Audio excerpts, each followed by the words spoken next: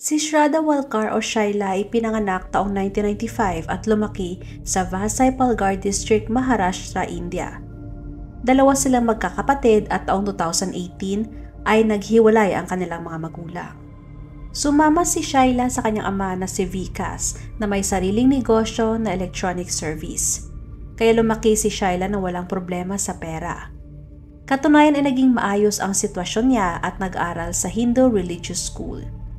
Pagka-graduate niya ay nag-enroll siya sa Viva Institute of Technology kung saan ay kumuha siya ng kursong Mass Media Production. Pero makalipas ang isang taon ay nag-drop out si Shaila at nagdesisyon na maghanap na lamang ng trabaho. Siya ay nakapagtrabaho bilang call center agent. Pinili niyang trabahong ito dahil alam niya na magkakaroon siya ng stable na income.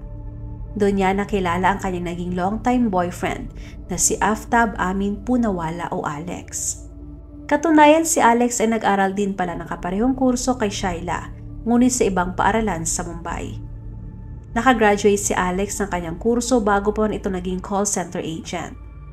Ang nakakatawa dahil sa kabila ng pareho ang kanilang kurso at isang kumpanya lang sila nagtatrabaho ay katunayang una sila nagkakilala sa dating app na Bumble. Si Alex ay 28 years old at ipinanganak sa Mumbai. Pagka-graduate niya ng college, sa Mumbai lumipat si Alex sa Delhi, mga isang taon bago niya nakilala si Shaila. Katunayan ay marami ding followers sa Instagram si Alex. Siya ay isang trained chef dahil sa sobra siyang mahilig magluto. Kaya ibinahagi niya ang kanyang talento sa Instagram sa ilalim ng account na Hungry Chokro Escapades na nakakuha din ng maraming followers.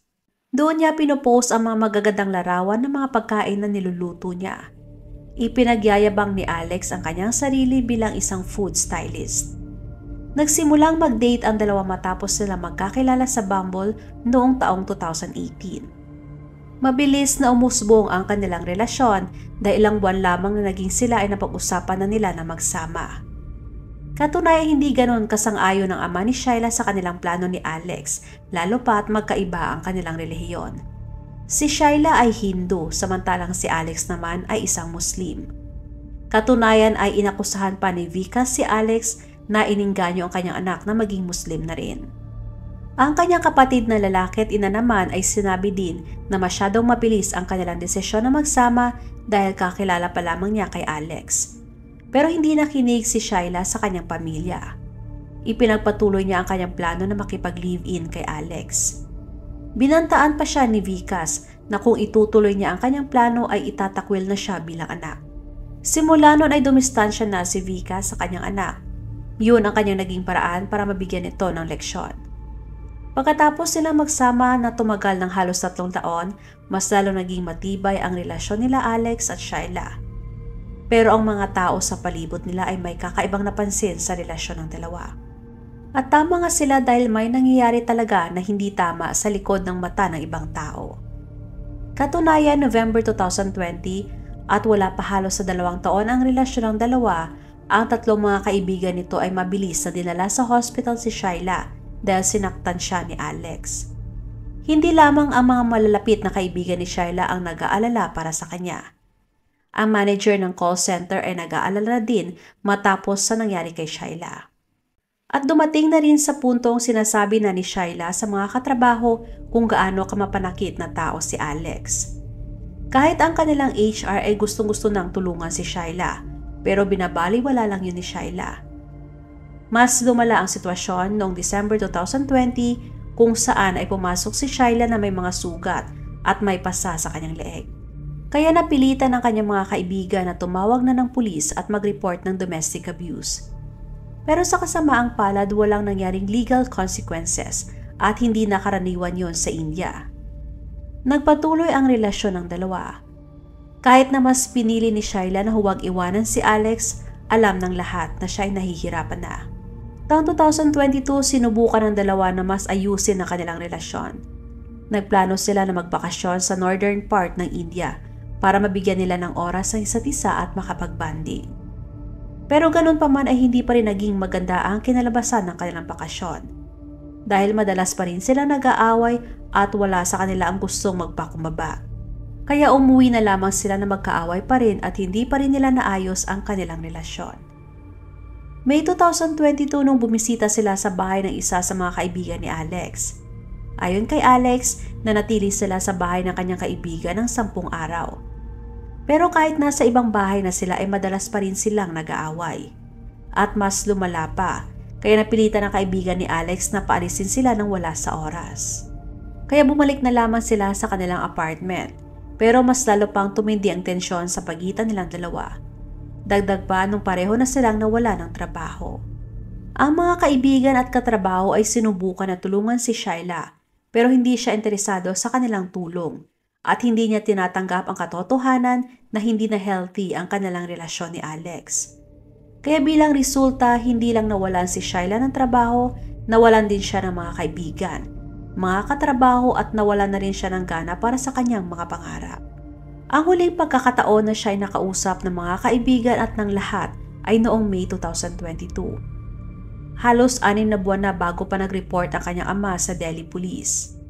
Ang hindi alam ni Vikas na halos 6 na buwan na rin palang patay si Shyla. Sinabi ni Vikas na imbisigahan nila ang kinakasama ni Shyla dahil hindi lingid sa kanyang kaalaman na mapanakit ito. Agad na pinuntahan ng mga imbestigador si Alex para sa mga pagtatanong. Pero umiiwas sa kanila si Alex at hindi rin ito nakikipagtulungan. Ayaw daw niyang magbigay ng kahit na anumang mga komento tungkol kay Shyla. Kaya bilang resulta ay inaresto na siya ng mga pulis para sa masusing pagtatanong. Sinuri din ng mga pulis ang kanilang apartment at kinuha ang kanyang cellphone. At nangalap pa ng mas maraming impormasyon at witness sa mga pulis. Ang data analyst ay mabilis na inimbestigahan ang financial activity ni Shyla. Nadiskubre nila na ang huling ginawa niyang transaction sa kanyang bank account ay 2 payments na may kabuuang halaga na 35,000 sa peso. At ang 2 payments na yon ay nakapangalan kay Alex. Nangyari ang payments na yon noong May 18, 2022. Pagkatapos ng 2 transactions na yon ay naging aktibo sa Instagram si Shyla at kachat pa niya ang ibang kaibigan hanggang sa kalagitnaan ng May. Pero pagkatapos nun ay wala na silang narinig pa mula sa kanya. At dahil si Alex ang huling tao na nasa recipient ni Shyla sa kanyang bank transactions, naging kahina-hinala na din sa mata ng mga pulis si Alex. Hindi rin masasabi kung ang mga messages na natanggap ng mga kaibigan ni Shyla ay katunay nagmula nga sa kanya. Kumalat ang balita sa pagkawala ni Shyla sa buong bansa, kaya mas lalong na-pressure ang mga pulis na magbigay ng impormasyon tungkol sa kung ano ang nangyayari sa kaso. Katunayan dahil sa tumataas na pressure, ang Delhi courts ay inutusan na magsagawa ng narco test kay Alex ang mga pulis. Sa mga hindi nakakaalam, ang narco test o narco analysis sa isang klase ng investigative tool na nangangailangan ng pag-inject ng sodium pentothal, isang gamot na magbibigay o maglalagay sa isang tao sa hypnotic stage o drug state para maihayag nila ang katotohanan. Sa madaling salita, para itong nag-i-interview ka ng isang tao na sobrang lasing o nakadroga. At yun ang gagamitin nila para makasuhan at mahatulan ng isang tao sa ginawang krimen. Kaya nagdadalawang isip at katunayang nag-aalangan si Alex na gawin ang nasabing procedure. Ramdam at alam ni Alex na napakaliit na lang ng kanyang tsansa na malusutan ang ginawang krimen, kaya dahan-dahan siyang naglalabas ng mga impormasyon sa mga pulis. Sinabi niya sa mga pulis na simula pa lang ng kanilang relasyon ay hindi na sila maayos dahil sa madalas na silang nag-aaway. Sinubukan man nilang ayusin ang kanilang relasyon pero hindi sila nagtatagumpay at mas lalong lumala ang tensyon nung pareho na silang nawala ng trabaho at mabilis ding naubos ang kanilang mga ipon. May 18 ay nag-away sila ni Shyla dahil lamang sa groceries at doon na nangyari ang malagim na pagpatay ni Alex kay Shyla. Kinabukasan umalis si Alex para bumili ng trash bags, kutsilyo at lagari mula sa isang local hardware store. Hinila niya ang katawan ni Shyla sa banyo at doon niya inumpisahang pagputol-putulin. Pinaghiwa-hiwalay niya ang laman sa buto. Hiniwa niya ng maliliit ang laman at ang mga buto ay iginiling niya para maging powder. Pagkatapos ay inilagay niya sa garbage bag na binili niya at inilagay sa loob ng freezer. Pagkatapos ay nag-order siya ng bleach, garbage bags, sabon, gloves at iba pang mga panlinis mula sa shopping app na nasa kanyang cellphone. Yun ang ginamit niya na panglinis ng banyo kung saan niya pinagputol-putol ang katawan ni Shyla. Umabot din yun ng ilang araw. Habang pinagputol-putol niya ang mga katawan ni Shyla ay aksidente pa niya nasugatan ang kanyang kamay kaya napilitan siya na humingi ng tulong mula sa isang kapitbahay na doktor. Pagkatapos ay nagdesisyon siya na paunti-unting itapon ang mga parte ng katawan sa gubat. Kada 2:00 ng madaling araw ay pumupunta siya sa gubat dala-dala ang mga plastik na naglalaman ng bahagi ng katawan ni Shyla. Ang ulo ni Shyla ay itinapon niya sa isang fish pond na nasa malayong bayan. At nalaman na lamang ng mga pulis noong 2023 na. Kaya tinanggalan nila ng tubig ang fish pond at doon nila nakita na bungo na lamang ang natira sa ulo ni Shyla. Ayon kay Alex ay nagumpisa ang kanilang away dahil sa verbal na siyang inaabuso ni Shyla, na parang hindi naman kapanipaniwala dahil base sa mga kaibigan ni Shyla ay napakamagalang at mabait namang tao nito. Nung araw na yun na nag-away sila, naging agresibo na rin si Shyla at nanakit na. Dahil nakaramdam na rin siya ng sakit, tinulak niya ng malakas si Shyla at saka umibabaw siya dito at saka sinakal. Dahil sa mga pag-amin na yun ni Alex, mga ebidensya na nakuha sa kanilang apartment, mga parte ng katawan na nakita sa gubat at iba pa mga ebidensya ay napakalinaw na si Alex ay guilty sa pagpatay kay Shyla. Matapos niyang maaresto noong November 2022, ang court proceedings ay napakabagal. Pero noong May 2024 ay nadagdagan pa ng 3,000 na mga ebidensya laban kay Alex. Sa panahon ng hearing, marami ang lumabas na mga witnesses para mag-testify laban sa kanya at kung paano niya tratuhin si Shyla. Kasama na doon ang kanyang mga kaibigan, pamilya at mga katrabaho. Pero ang pinaka-importanting source ay katunay nagmula mismo kay Shyla. Dahil sa kabuuan ng kanilang relasyon, ay pumupunta pala si Shyla sa isang therapist na kalaunan ay nagpresenta din sa korte ng audio recording mula kay Shyla. Sa recording ay narinig na sinabi ni Shyla na naniniwala siya na hindi niya kayang iwanan si Alex. Dahil kung gagawin niya yon ay siguradong hahanapin siya ni Alex at papatayin. Magpahanggang ngayon ay nag-aantay pa rin si Alex ng kanyang hatol habang nakapiit sa bilangguan. Ang kasong ito ay sumikat sa India. Kaya naging public enemy na si Alex sa parehong labas at loob ng kulungan. Katunayan ay inatake na siya sa loob at kahit sa labas pa ng kanyang kulungan. Nitong mga nakaraang buwan lamang ay may nakamaskarang lalaki na may dalang espada na sinubukang sugurin si Alex. Mabuti na lamang at naharang ito kaagad ng mga pulis. Halata na lahat halos ng tao sa India ay gusto na masentensyahan si Alex ng death penalty na legal sa kanilang bansa. Kahit ang ama ni Shyla ay sang-ayon na death penalty ang magiging hatol kay Alex at kumuha pa siya ng mga magagaling na abogado sa India. Humihiling din ang publiko na mapabilisan na ang kaso. Pero nagagawa pa rin ni Alex na mapaurong ang petsa ng kanyang trial.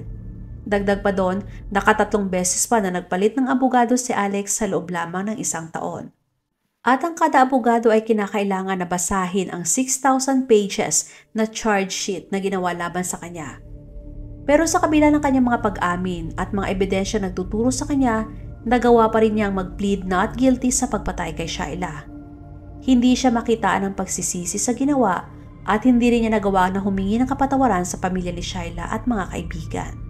Nanatili siya sa kanyang selda habang pinag-aaralan niya ang kanyang charge sheets habang nagde-demand ng special treatment, gaya ng pag-request ng bagong bottled water, bagong damit, at extra na oras sa labas ng kanyang selda. Pero mabuti na lamang na ang ibang request niya ay hindi na pinagbibigyan.